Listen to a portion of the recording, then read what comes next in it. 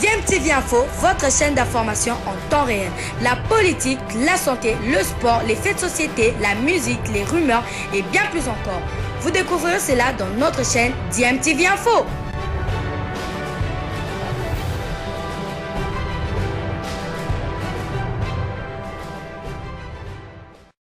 Vous êtes sur DMTV, bonjour ou bonsoir, tout dépend de l'heure à laquelle vous nous suivez. Tout le plaisir est pour nous de vous retrouver, mais surtout de savoir que vous êtes nombreux en train de suivre votre chaîne YouTube DMTV. DMTV qui vous propose l'actualité, vous propose également des analyses et des réflexions sur des sujets d'actualité, sur des faits sociaux ou tout simplement sur des réalités que nous observons ici chez nous en République démocratique du Congo. L'actualité, c'est aussi cette affaire Congo Hold Up qui met en avant en tout cas des détournements à grande échelle effectués lors de la présidence de Joseph Kabila Kabange, détournement de plus de 100 millions de dollars dont aurait été bénéficiaire le cercle de famille ou même des proches collaborateurs de Joseph Kabila Kabange, y compris lui-même. Et toujours dans le cadre de ces révélations de Congo Hold Up, Congo Hold Up, des enquêtes qui ont été menées par plusieurs médias occidentaux, français, belges, allemands et d'autres médias en tout cas qui se sont penchés sur plusieurs cas de détournement de fonds publics en utilisant en tout cas la Banque centrale du Congo ainsi qu'une banque privée BGFI Bank. Et dans l'article que nous voulons partager avec vous aujourd'hui, publié par RFI le 22 novembre 2021, on se pose des questions sur le rôle de Jules Alinguete qui avait débuté une enquête concernant une somme de 43 millions de dollars qui auraient été détournés des fonds publics et dont aurait bénéficié l'entreprise Égale, une entreprise qui appartiendrait à un proche de Joseph Kabila Kabange que par la suite Jules Alinguete, l'inspection générale des finances, aurait dédouané d'avoir été bénéficiaire de ces fonds de 43 millions de dollars en indexant plutôt la banque. Mais cet article qui est publié par RFI nous dit plutôt le contraire et qu'effectivement ces fonds avaient été versés dans le compte de Égale. Nous allons donc avoir plus de précisions. Cet article est un tout petit peu long. Suivez cela, ça vous permettra en tout cas de vous rendre compte de l'ampleur de ce scandale financier qui est mis à jour, qui est mis en lumière par un groupe de médias occidentaux. L'article est intitulé Congo Hold Up égale l'autopsie d'un scandale. La fuite de millions de documents et transactions bancaires à la BGFI Bank permet de découvrir la face cachée de l'un des plus gros scandales financiers de la République démocratique du Congo. Les 43 millions de dollars d'argent public versés à Égale, une société d'importation de viande et de poissons liée au premier cercle de l'ancien président Joseph Kabila. L'inspection générale des finances a enquêté et a dédouané certains des acteurs. Contre-enquête signée Yann Philippine Mediapart et Sonia Rollet RFI en collaboration avec PPLAF, KVF, Sentry de Namibian, de Standard sur la base des documents Congo Hold Up. J'étais face à un groupe de mafieux. C'est inacceptable ce qui s'est passé. Cette déclaration choc est prononcée par l'homme le plus redouté de la République démocratique du Congo, Jules Alinguete, patron de l'inspection générale des finances. Depuis le 30 juin 2020, en République démocratique du Congo, cette institution a la particularité de dépendre directement du président de la République, Jules Alinguete, et le monsieur anticorruption du nouveau président investi depuis début janvier 2019, Félix Tshisekedi. Il est chargé de tenir l'une des promesses de campagne du chef de l'État, traquer les détournements massifs d'argent public qui ont ruiné le Congo-Kinshasa pendant les 18 ans de règne de l'ancien président Joseph Kabila. Dans l'entretien qu'il nous a accordé, les propos du patron de l'IGF sur les mafieux étaient d'autant plus durs qu'il a cité les dignitaires les plus puissants du régime Kabila, parmi lesquels l'ancien gouverneur de la Banque centrale, Deogracias Mutombo, le président de l'entreprise minière publique Gécamine, Albert Yuma, ou encore le frère adoptif de Kabila, Francis Selemani, qui a dirigé la banque BGFI RDC mener jusqu'en 2018. Alors l'affaire qui émeut Jules Alinguete est un scandale retentissant de détournement de 43 millions de dollars de la Banque centrale avec la complicité de la BGFI au profit de l'entreprise générale d'alimentation égale, une société d'importation de viande et de poisson appartenant à des personnalités du premier cercle de l'ancien chef de l'État Joseph Kabila. Consigne 1. Rouvrir le dossier. Ce détournement a été révélé en 2016 par Jean-Jacques Lumumba, ancien salarié de la BGFI Bank, devenu lanceur d'alerte. Mais il a fallu attendre janvier 2021, 2 ans après l'investiture de Félix Tshisekedi, pour que l'IGF lance enfin une enquête.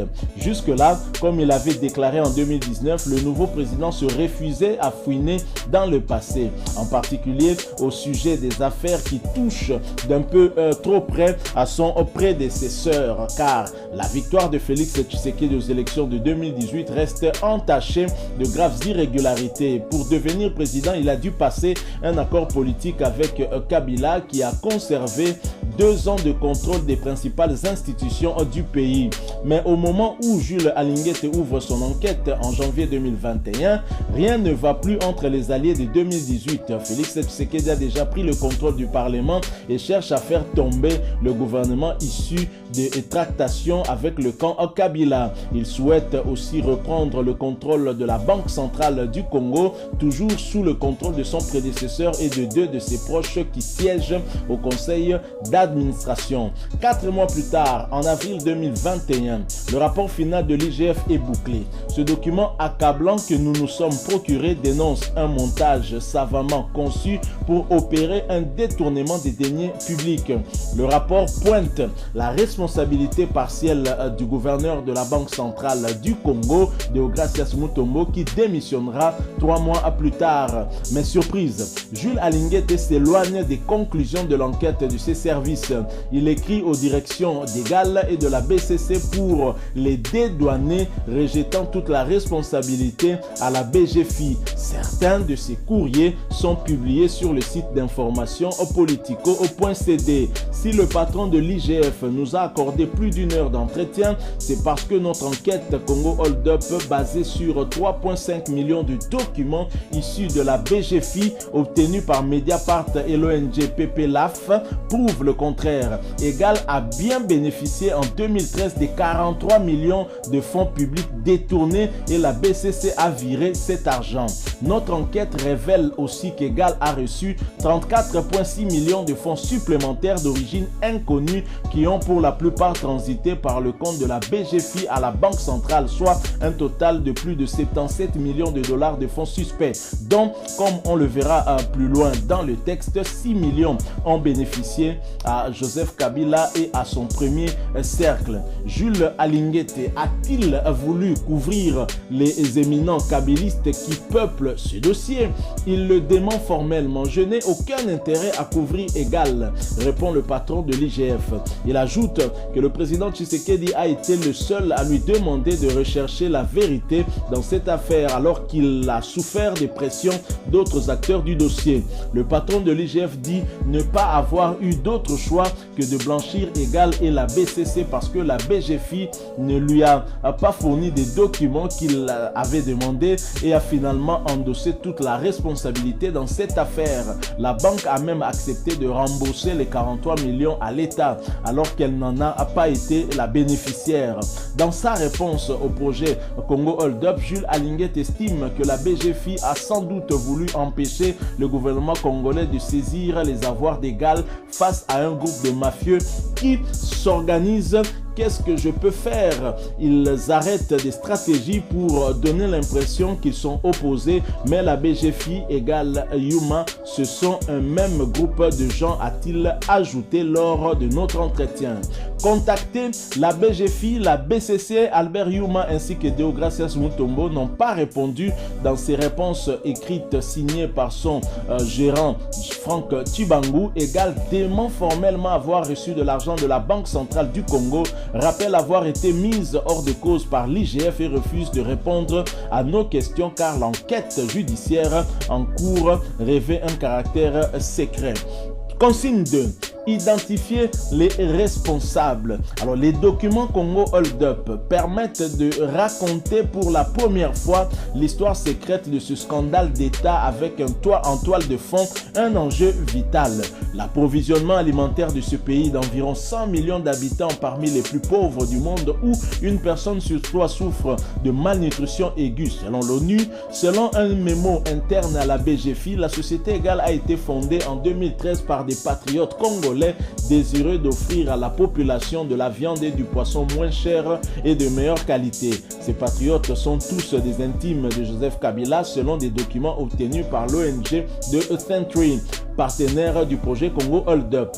Les dirigeants d'Égal sont le belgo-congolais Alain Van et le belge Marc Piedbeu, un duo d'hommes d'affaires à la tête d'une galaxie de sociétés, mines, ports, transports maritimes, travaux publics, qui sont soupçonnés d'agir pour le compte de celui qui est désormais ancien président. Messieurs Van et Piedbeu ont par exemple été les actionnaires majoritaires de la puissante société agricole Grand Élevage du Bas-Congo, GEL, avant de la céder à la Ferme Espoir, une société détenue par Joseph Kabila et gérée par Marc Piedbeu. L'un des actionnaires d'Égal est la société Armad Ltd, 20% immatriculée aux îles Vierges britanniques, paradis fiscal parmi les plus opaques du monde, où il est très facile de dissimuler l'identité réelle des propriétaires sollicités. André Van, le fils d'Alain, nous a donc fourni un document du registre du commerce indiquant que l'unique propriétaire est sa sœur et précise qu'elle représente nos intérêts uniquement. Le plus gros actionnaire d'Égal, 41%, Norbert Nkoulou, n'est autre que l'avocat personnel de Joseph Kabila. Maître Nkoulou est l'homme des situations délicates. Il a assuré bien des négociations au nom de l'ancien président face aux opposants les plus féroces comme à de simples citoyens opposés au chef de l'État dans des conflits fonciers et expropriés. C'est aussi lui que Joseph Kabila nomme à la Cour constitutionnelle en mai 2018 avec deux autres proches pour verrouiller les résultats des élections qui auront lieu 7 mois plus tard. Le président du conseil d'administration d'Égal, qui détient 29,5% du capital, est l'un des piliers du régime Kabila. Albert Yuma, patron des patrons congolais, président de la compagnie minière d'État Gécamine et à l'époque également président du comité d'audit et administrateur de la Banque centrale. Comme nous l'avons révélé grâce au document Congo Hold Up, la Gécamine d'Albert Yuma a versé 20 millions de dollars à Sudoil, une société écran contrôlée par Francis Selemani, frère adoptif du président et patron à l'époque de la BGFI RDC.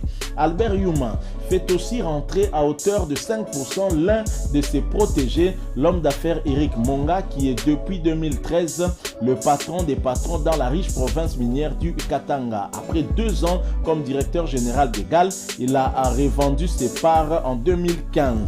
Sollicités, Norbert Nkoulou, Albert Yuma et Eric Monga n'ont pas donné suite. Marc Piedbeu et la famille Van ont refusé de répondre à l'essentiel de nos questions, jugeant nos informations pour la plupart mensongères et notre démarche motivée par l'intention manifeste de nuire. Le 3 novembre, avant même la publication de cet article, ils ont déposé plainte à Kinshasa pour dénonciation calomnieuse contre nos partenaires Mediapart et de Standard. Il y a 4 ans, dans les colonnes du journal Le Monde, Alain Van et Marc Piedbeu s'étaient défendus. Nous étions présents avant M. Kabila et nous le serons après. L'existence de notre groupe et de nos sociétés n'est pas tributaire ni agit pour le compte de M. Kabila. Consigne 3. Élucider l'origine des fonds.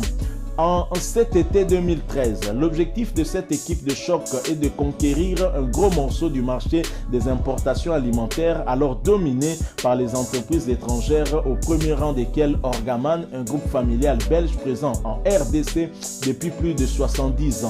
En janvier 2014, Égal reçoit un appui déterminant de l'État congolais qui lui accorde une exonération totale de droits de douane sur ses importations de poissons. 3 mois plus tard, Orgaman annonce brutalement l'arrêt de ses activités d'importation alimentaire, invoquant notamment une fiscalité trop élevée. Monter une société comme Egal nécessite de gros moyens. Il faut des bateaux, des camions et des entrepôts réfrigérés. Les promoteurs d'Egal ne peuvent ou ne veulent pas financer l'aventure. Ils mettent sur pied une incroyable combine financière pour obtenir cet argent de l'État congolais. Le 10 juin 2013, un courrier portant la signature du ministre des Finances de l'époque, Patrice Kitebi, annonce à MW Afritech, l'entreprise de travaux publics du duo Van Piedbeu, que l'État lui doit 64 millions de dollars pour divers travaux effectués et va payer 43 millions tout de suite. L'enquête de l'IGF a établi que cette créance totalement fictive a été créée pour servir d'alibi au détournement face aux inspecteurs. Patrice Kitebi a nié avoir signé. Il a refusé de nous répondre. MW Afritech a transféré cette créance bidon à Egal en vertu de 2 conventions signées en mai et en juillet 2013. Ces contrats prévoient que l'argent que l'État doit à Afritech servira de garantie à un prêt de 40 millions accordé par la BGFI à la société d'importation des denrées alimentaires. L'État tarde à payer. Qu'à cela ne tienne, la BGFI accorde dès la fin d'août 2013 un énorme crédit à Egal, 27 puis 40 millions d'euros sans examen du dossier et sans signer de convention de prêt en violation des procédures internes. Un mois plus tard, Egal a déjà dépensé 19 millions de dollars. Ce prêt ne sera régularisé qu'en janvier 2014. Des emails issus de Congo Hold Up et l'analyse informatique de leurs pièces jointes montrent que la BGFI RDC a fabriqué des documents antidatés afin de faire croire à sa maison mère basée au Gabon que le crédit de 40 millions était régulier dès le départ. De son côté, la Banque centrale du Congo BCC ouvre un compte à la BGFI et y transfère essentiellement depuis son compte à la Roban 43 millions de dollars. Puis le 29 novembre 2013, 2 directeurs de la BCC ordonnent à la BGFI de virer en plusieurs fois les fonds à Egal afin de régler la créance fictive. Comme le montrent ces états financiers, la Banque centrale n'hésitera pas à falsifier son bilan comptable officiel pour faire croire que ce paiement n'a jamais eu lieu. L'argent atterrit sur un compte à la BGFI intitulé Egal séquestre, ce qui suggère que l'argent y est gelé par la banque en garantie du prêt. Nos documents montrent qu'il s'agit en réalité d'un compte courant contrôlé par Egal. Un an plus tard, un virement de 3 millions de dollars est effectué depuis ce même compte séquestre d'Egal à Sudoil, une société écran contrôlée par Francis Selemani, frère adoptif de Joseph Kabila et directeur général de la BGFI RDC. Comme nous l'avons révélé vendredi dans notre première enquête Congo Hold Up, voilà pourquoi on peut parler de 6 millions de dollars reçus par Joseph Kabila et son premier cercle.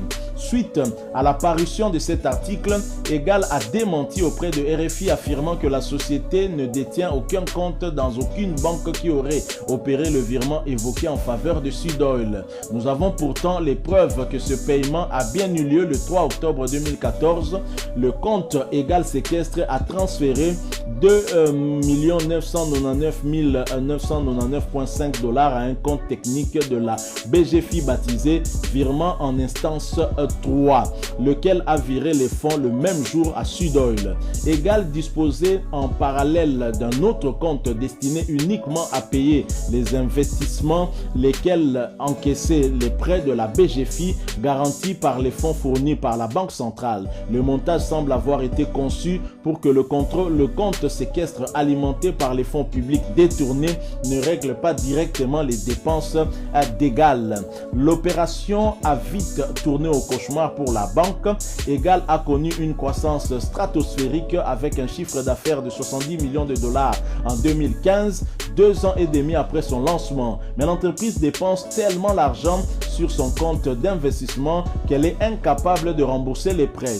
Vu l'ampleur des impayés, il a fallu restructurer les emprunts plusieurs fois. En juin 2014, Egal obtient un nouveau crédit de 4 millions de dollars garanti par une somme du même montant que l'entreprise a reçu sur son compte séquestre.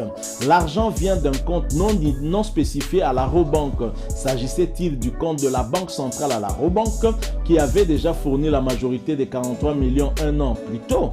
La BCC n'a pas répondu. En mai 2016, la situation est catastrophique. Malgré 57 millions de dollars empruntés à la BGFI, le compte investissement est à découvert de 10 millions. La banque bloque alors ce compte et prélève un total de 5 millions sur le compte séquestre pour régler les impayés. Le 15 août 2016, le directeur général adjoint d'Egal, Marc Piedbeu, supplie par email le frère du président Kabila et patron de la BGFI RDC, Francis Selemani, de surseoir à ce blocage. Il reconnaît qu'Egal est incapable de rembourser les prêts, mais souhaite vivement que cela puisse être discuté au plus tôt par toutes les parties concernées.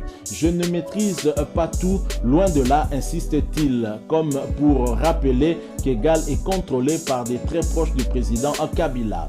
Un mois plus tard, Egal est sauvé par une arrivée de fonds providentiels. Le 29 septembre 2016, 30 millions de dollars sont virés sur son compte séquestre avec pour seul libellé nivellement. En provenance du compte de la BGFI à la Banque centrale, interrogé sur l'origine des fonds, Egal, la BGFI ainsi que la BCC n'ont pas répondu. Cette manne permet à Egal de rembourser une partie des prêts pour un montant de 28 millions de prêts et de débloquer son compte investissement. Le compte séquestre est lui vidé 2 ans plus tard au lendemain d'une réunion au sommet entre Francis Selemani et le nouveau patron d'Egal le 9 mars 2018. Ce dernier, Franck Tchibangu, indique vouloir rembourser tous les prêts de la société afin de redémarrer sainement son exploitation. Le 23 mars 2018, Tchibangu ordonne même à la BGFI de virer l'intégralité des 30 millions de dollars encore logés dans le compte séquestre, 26,2 millions pour rembourser les prêts et le solde, soit 3,7 millions à destination du compte de MW Afritech. C'est le seul virement que reçoit cette société à titre de remboursement. C'est pourtant elle qui avait amené cet argent à Egal via la créance de 43 millions de dollars de l'État. Argent qu'Egal s'était engagé à lui rembourser en intégralité. Le 29 juin 2018, le compte séquestre est vide. Il ne fait aucun doute qu'Egal a intégralement dépensé les 77 millions de dollars de fonds suspects, dont les 43 millions détournés de la Banque centrale. Consigne 5. Repérer les bénéficiaires. Qu'a fait l'entreprise d'importation des produits surgelés de tout cet argent? Une partie a servi à financer ses pertes et les investissements. Mais nous avons aussi relevé plusieurs dizaines de millions de dollars d'opérations plus troubles. Egal a par exemple viré 10 millions de dollars renseignés comme des achats d'équipements, camions, grues, chambres froides, sauf que l'argent n'a pas été versé directement aux fournisseurs mais à ATMD, une société boîte aux lettres immatriculée à Hong Kong et contrôlée comme le montrent ses statuts par le duo Van Piedbeu. Cette coquille offshore a aussi touché 2 millions pour les achats de poissons et 550 000 dollars pour les travaux d'études et conception.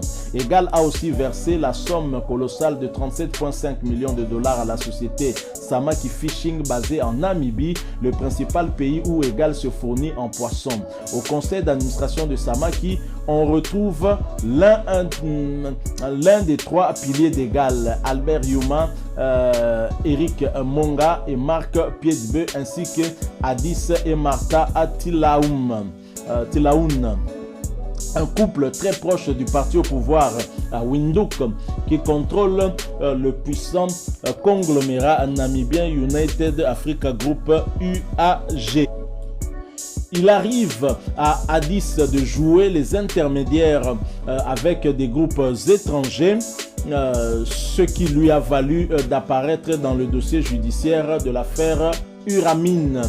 Créé par un cabinet de domiciliation, Samaki est une société boîte aux lettres inconnue dans le milieu de la pêche, qui ne possède ni quota de pêche, ni navire, ni usine. Elle est immatriculée au siège d'UAG alors qu'elle n'apparaît pas dans l'organigramme public du groupe. En août 2013, Egal vire 11,5 millions de dollars à Samaki pour achat de poissons congelés, puis 1,25 millions de dollars pour le même motif moins d'un an plus tard. À en croire les registres de douane, il y a bien eu les livraisons en 2014, mais difficile de connaître leur volume. Albert Yuma lui-même avait reconnu auprès de l'ONG journalistique OCCRP que Samaki avait servi d'intermédiaire. Samaki était-elle une société boîte aux lettres? Elle est immatriculée au siège d'UAG alors qu'elle n'apparaît pas dans l'organigramme public du groupe. Le business plan confidentiel de Samaki indique que l'entreprise voulait initialement obtenir des permis de pêche pour 60 000 tonnes de maquereaux par an. La présentation précise qu'Egal s'est associé au couple Tilaoun pour acquérir ses droits à un prix compétitif et sécuriser son accès aux poissons namibiens.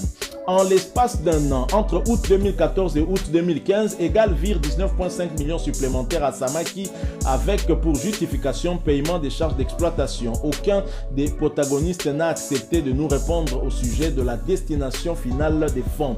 Contacté Martha Tialoum ni avoir jamais entendu parler de la société alors que les documents officiels montrent qu'elle est administratrice depuis 2013. Egal a enfin versé 14 millions de dollars à Hali Ocean Logistique AOL, une société immatriculée aux îles Féroé, un archipel situé entre la Grande-Bretagne et l'Islande, véritable paradis fiscal pour amateurs. AOL possède au moins un bateau de la flotte d'Egal, le navire frigorifique El Niño. C'est aussi par cette coquille que transite une partie des fonds destinés à financer ces opérations maritimes. Egal et ses gestionnaires ont ainsi exécuté une lubie du président Kabila, la création d'un parc d'animaux sauvages dans son domaine d'une télé au sud de Kinshasa qui appartient à sa société agricole personnelle Ferme Espoir. Comme l'ont révélé Le Monde et l'OCCRP en 2017, Egal a importé de Namibie vers la RDC à bord du cargo El Niño des centaines de bêtes sauvages, des girafes, des zèbres, des buffles, des gazelles et des gnous bleus qui ont ainsi été acheminés dans le domaine présidentiel. Notre enquête Congo Hold Up montre que les livraisons se sont poursuivies après cette date. Dans un rapport daté de juillet 2019, une fondation internationale pour la conservation des girafes, Giraffe Conservation Foundation, atteste que 12 sur 16 girafes sont mortes pendant le transport et suite à des problèmes d'acclimatation en RDC. En mai 2019, le cargo El Niño a transporté 4 éléphantos et leurs parents jusqu'à la ferme Espoir. Nous avons retrouvé dans les documents Congo Hold Up un paiement de 100 000 $ à la société namibienne qui s'occupait de l'exportation des animaux par une société de la galaxie Van Piedbeu, carrière du Congo. Consigne 6. Transmettre le dossier à la justice. Le scandale Egal éclate le 29 octobre 2016 lorsque le quotidien belge Le Soir révèle, grâce à des premiers documents fournis par le lanceur d'alerte Jean-Jacques Lumumba, le paiement de 43 millions de $ de la Banque centrale à Egal. Comme on l'a vu plus haut, il s'agit de la créance fictive que l'État congolais a remboursée en juin 2013 à MW Afritech, puis que MW Afritech a transféré à Egal. À l'époque, tous les protagonistes protestent. Ils démentent formellement que ce paiement ait eu lieu. Un tel financement par la BCC d'une entreprise privée serait illégal, comme n'importe où ailleurs dans le monde, déclare Albert Yuma, actionnaire d'Egal et président du comité d'audit de la BCC. Aucune poursuite n'est engagée. 2 ans plus tard, en 2018, les scandales se multiplient et des enquêtes internes sont lancées à la BGFI Bank. Le directeur de l'audit, Yvonne Douour, se charge personnellement du dossier Egal. Francis Selemani n'est plus directeur général de la BGFI RDC. Il est officiellement nommé au Gabon. Le 22 juin 2018, Yvonne Douour envoie ses conclusions, documents à l'appui, à la directrice adjointe du groupe BGFI au Gabon, Huguette Oyini, et confirme que l'argent a bien été fourni par la BCC à Egal. Il ajoute que le directeur des opérations de la BGFI RDC a menti sur ce point aux avocats de la banque. Il leur avait dit que le cash collatéral, un montant versé sur le compte séquestre, avait été constitué en 2013 par des dépôts progressifs d'Egal. Nous notons donc que cela n'est pas vrai. Le même mensonge dénoncé par Yvon Douour sera pourtant servi 3 ans plus tard à l'inspection générale des finances IGF lorsqu'elle ouvre enfin une enquête officielle en janvier 2021. Le 5 février 2021, le patron de l'IGF, Jules Alinguete, écrit un courrier très dur à Egal accusant la société de détournement des deniers publics. Le directeur d'Egal, Franck Tchibango, se défend. Il répond que le compte séquestre sur lequel Egal a reçu les 43 millions était ouvert et géré par la BGFI à l'insu de la société. Des documents Congo Hold Up démontrent le contraire. D'ailleurs, la BGFI conteste ces accusations. La tension entre la BGFI et Egal aurait encore monté alors d'un cran en mars 2021 lors d'une réunion de travail à l'IGF en présence des représentants de la présidence de la République et du ministère des Finances. Les représentants d'Egal et la directrice générale de la BGFI RDC, Marlène Ngoyi, en sont venus aux mains, assure Jules Alinguete. Selon lui, quelques jours plus tard, la BGFI a reconnu sa responsabilité. Jules Alinguete indique que c'est à cause de cela qu'il a envoyé le 16 mars un courrier à Egal indiquant que la société a été mise hors de cause. La BGFI a-t-elle effectivement reconnu ses torts? Ces déclarations du patron de l'IGF paraissent surprenantes car le 13 avril, le directeur général adjoint de la banque écrit à l'IGF qu'Egal a été le bénéficiaire exclusif des 43 millions et avait le contrôle du compte. Il fournit une preuve, l'ordre du virement d'Egal ordonnant en 2018 de vider le compte. Egal réplique que cet ordre n'a jamais été effectué. Les documents Congo Hold Up montrent une fois de plus que c'est faux.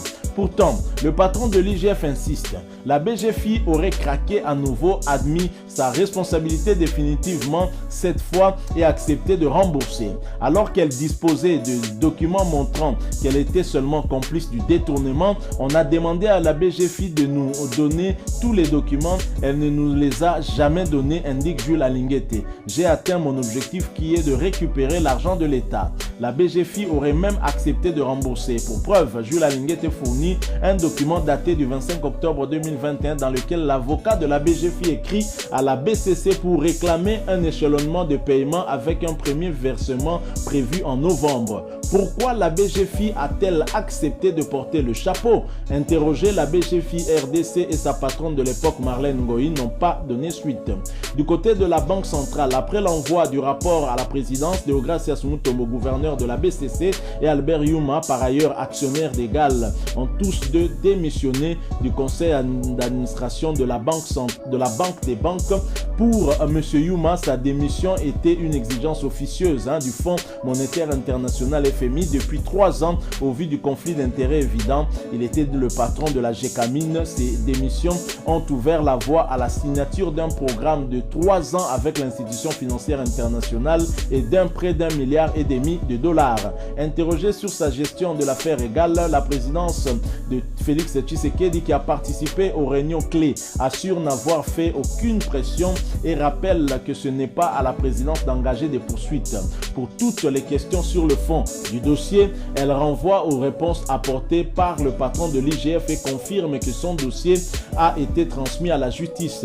Quant au déblocage des nominations à la Banque centrale, c'est des décisions personnelles du président de la République et de la nécessité de la mise en conformité de son conseil d'administration et la loi organique régissant son fonctionnement. J'ai fait mon travail qui est de récupérer l'argent de l'État. C'est à la justice de déterminer les responsabilités de chacun, insiste de son côté le patron de l'IGF. Le procureur général de Kinshasa en charge de l'enquête pénale a refusé de nous répondre, invoquant le secret de la procédure. Depuis 8 ans, Egal est en tout cas devenu un poids lourd de l'alimentaire, en particulier grâce à ses chinchards importés de Namibie. Eric Mong, ancien directeur général, a écrit à notre partenaire PP LAF, qui est de notoriété publique, qu'avec l'avènement d'Égal, les prix de chinchard et des vivres frais ont chuté. Mais les choses ne sont pas si évidentes à en croire. Les prix du marché de Kinshasa, publiés en ligne par l'Institut national de la statistique du Congo, l'agence congolaise de presse et la radio Okapi des Nations Unies. Fin 2016, soit 2 ans après le début de l'activité d'Égal, les prix du chinchard dépassent de 20% les prix qu'ils atteignaient à la mi-2013. Ils ont continué d'augmenter au cours des années suivantes, même si en 2020, une fois convertis des francs congolais vers le dollar, les prix ont légèrement diminué selon les calculs de PPLAF. Peu d'éléments montrent que la mission patriotique d'Égal pour lutter contre la faim a été un succès. Effectivement, voilà, nous sommes arrivés à la fin de cet article. C'était très long, c'est vrai. Vous épargnez en tout cas cette lecture très assidue. Nous avons fait la lecture de cet article pour vous. Et juste pour dire que finalement, nous n'en avons pas fini avec ces surprises au niveau de ces révélations qui nous sont faites par plusieurs médias en tout cas qui s'étaient associés pour ces enquêtes-là. Alors la question que je me pose, c'est bien évidemment toujours en rapport avec, je dirais, une sorte de volte-face par rapport à l'IGF. Parce que lorsque l'IGF avait indexé Égal en ce moment-là, c'était très retentissant. Et puis après, l'IGF l'a dédouané et plus pour rien. Qu'est-ce qui s'est passé? Est-ce que il y a toujours une sorte de pression de l'entourage de Joseph Kabila autour du régime actuel qui fait que certaines décisions ne peuvent pas être prises? Et pourquoi la justice tarde justement à se saisir de ce genre de dossier? Parce que il ne suffit pas que les détourneurs aient remis en tout cas et remboursé l'argent public détourné pour que l'affaire soit clos. Je pense que la justice doit poursuivre ceux qui se sont rendus coupables de détournement et le cas échéant à les condamner. Donc rien n'est clair dans cette histoire, mais les révélations continuent. Je suis quand même attristé de constater tout cela. Nous aurions voulu qu'il y ait plusieurs entreprises dans ce domaine agroalimentaire, dans ce domaine de surgelé, pour jouer aussi sur les prix sur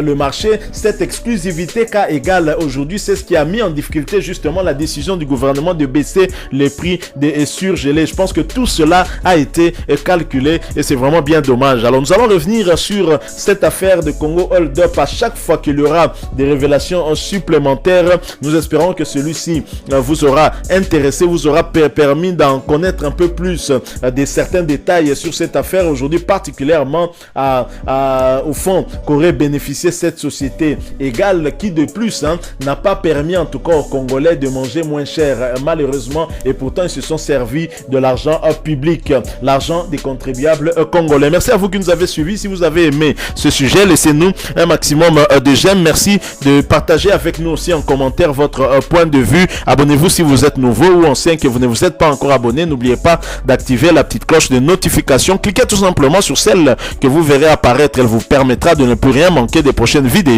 que nous allons vous proposer. Encore une fois, merci à vous. Nous espérons vous retrouver bientôt avec un autre sujet d'actualité. En attendant, portez-vous bien et DMTV vous dit au revoir.